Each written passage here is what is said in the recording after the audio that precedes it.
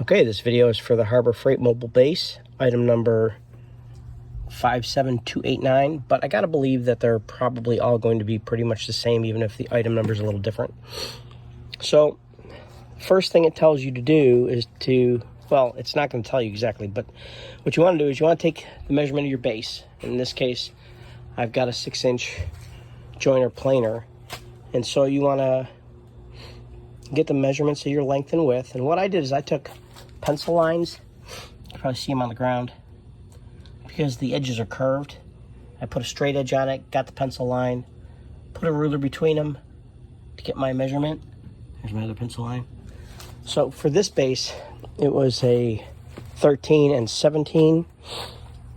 And coincidentally, it says that you subtract 1 3/4 for one of them, and you add 5/8 for the other.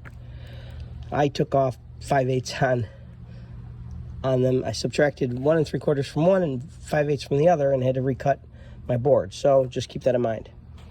So the next thing I did was I decided that it'd be easy just to put these wheels in. You don't want to make them too tight because you still want them to move. And they've got a lock washer or a lock nut on here, so it's not going to go anywhere once you get it on here. So that was my first step, was to get these wheels on. They should spin freely, and they're a size 13 millimeter. Now, just a little note here: when you're drilling your holes for your bolts, I found that it was easiest to use this 19/64 bit to drill through the metal, or not through the metal, but through the wood while it was in the hole lined up in the metal, and then come back and put in the other bit once I had my original hole as a guideline, because trying to drill it from both sides, it didn't line up exactly and it was sloppy. Alright, so make sure you have 16 of these bolts, because I didn't. I just went to Lowe's, had to spend $1 to get 2 more along with the nuts. Okay, so once you get it to this point, next thing is to put on corner pieces, the height adjusters, and then last thing will be your caster wheels. Okay, so once you get these on, and this is loose, you can see this, it's not tightened up yet, none of these bolts are tightened up. Then this goes on, and you can see the little spacer goes in here, the washer, so that it kicks out to accommodate for the overlap of this onto the frame. Then it's just a matter of putting your casters on, and you are good to go.